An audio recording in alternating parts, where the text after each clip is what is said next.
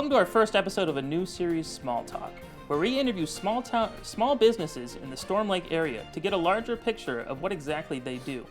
I'm your host, Seeger Canny. Today, we're going to check out a business located here in Storm Lake called Soto Drywall. Soto Drywall started in 2015 and specializes in drywall, finish, paint, and much more, as we will soon see. Striving for professional reliability, Soto Drywall adapts to the customer's needs through the many skills and techniques. But without further ado, let me introduce our guest on today's episode, Carlos Soto. How you doing, Carlos? Yeah, Seeger, nice to meet you, man. Yeah. Doing well, man. Thanks for having me on. Yeah. I'm excited. You know, this is more than what I expected coming on to a full-on production set. But I can tell you guys are very professional, and I'm excited to be here. It's good to have you on. You feeling all right today? Yeah, doing good, man. Yeah. Had breakfast this morning, you know. Ooh, yeah. Have a little water here as well, so what more could I ask for? So we've got a clip here of your brother Lewis on the field, and we would like to show it to you right now. Yeah, sure. So what I do, I help manage the company and work around different job sites to get them going. So the first step is putting up drywall. You would have to measure out where you are sheetrocking. Then you go to your sheetrock and measure it and cut it out, and then you put it up on the wall and just screw it on. This job also requires dedication and commitment and just a lot of time and energy and trial and error. It's really how you learn everything. So how is it working out there in the field? It's great, man. I mean, there's always new projects that you stumble upon, you know. Nothing's ever the same old go-around. So for us, we're traveling quite a bit, you know. We mostly serve the Northwest area here in Iowa. But it's great out there, man. You know, gets you out and about. So I got to know, how did you get into the drywall business? Why drywall? Yeah, that's a great question, Seeger. So obviously, you know, you don't know what the future holds for you.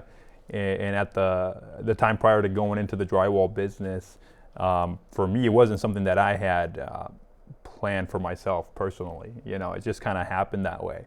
And you kind of adjust to the circumstances and stuff like that, and you become content with it. But the way it rolled about, I guess to answer your question and to get to it, Seeger, was my dad. He worked in drywall for many years.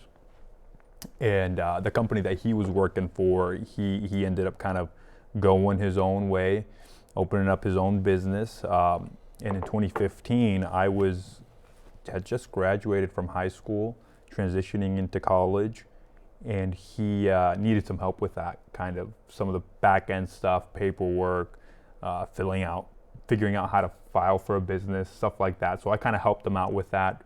Also kind of a language barrier thing. My dad speaks Spanish mostly. He speaks some English too, but talking to different contractors and stuff like that. So on the back end, when he first started up, I had a lot to do with that end of things while I was still kind of attending school and stuff like that.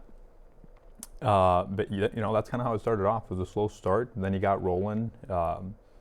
Landed a big contract with a contractor out of Sioux Falls area, and from then on out, things kind of just like took off from there, you know.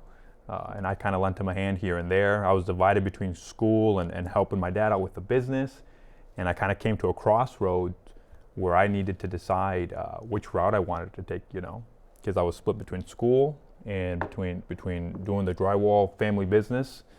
And you know, when you have your attention split on two things, you don't do either of them very well. So I needed to just kind of hunker down, choose one, and put my full focus on that thing.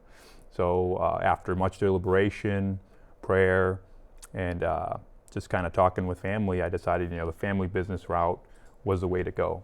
So that's what I ended up doing. It's really a family business, right?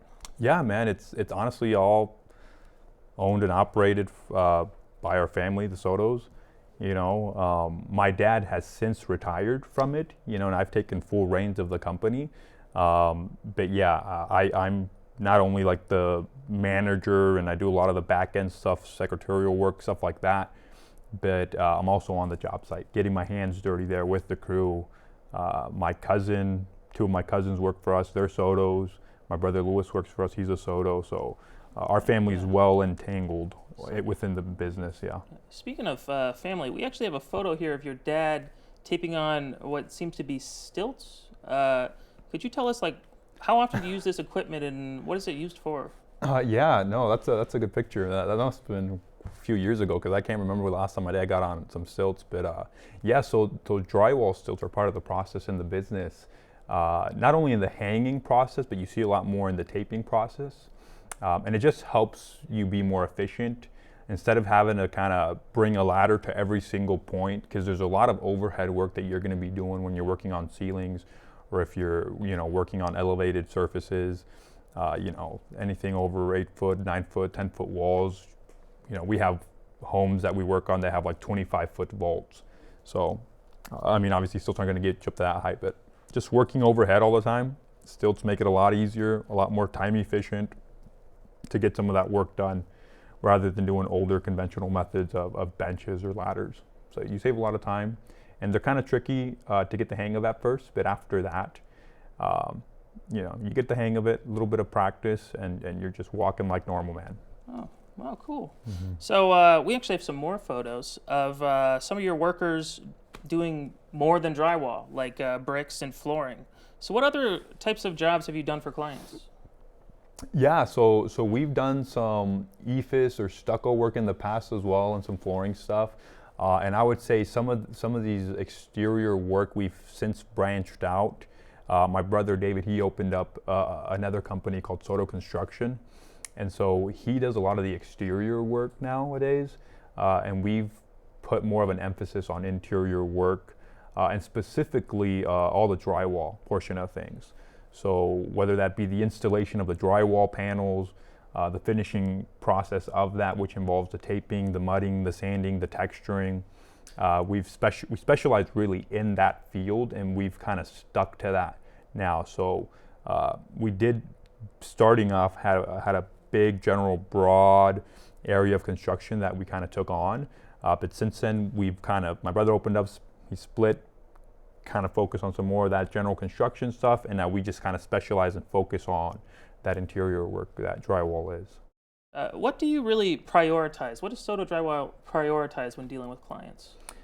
Yeah, man. So what we would prioritize, it's just kind of perfecting our skill. We're hired out. The customer is expecting a service of us. That's what we're selling to them.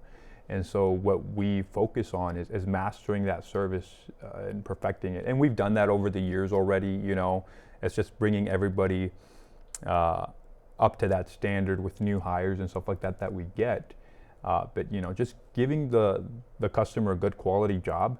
That's kind of what we prioritize, because once everything is said and done and we turn that finished product into them, we want to make sure that they're satisfied with it. Yeah. Why should customers choose Soto Drywall over other companies? That's a great question, man. So we are a small, locally owned and operated business, and I feel that we have competitive rates to offer with other competitors. So we're competitive, but at the same time, we're doing big scale commercial projects, and we take on small remodels too. So whichever spectrum that you're on, we can serve everybody's needs. And kind of ties into your previous question, we have a big emphasis on the quality of the work that we turn into our customers as well. So I think that's a selling point for us. We don't spend a lot of money on advertisement and trying to get our word out that way. We believe that the work that we do speaks for itself. Well, it looks like we're out of time, but thank you, Carlos, for coming in today. Yeah, thanks for having me, Seeger. Yeah. So here's one last look at the contact information for Soto Drywall if you're looking to get a free estimate. Thank you once again for joining us in our first episode of our new series. We'll see you next time as we take a look at another business in the Storm Lake area. Once again, I'm Seeger Canny, and this is Small Talk.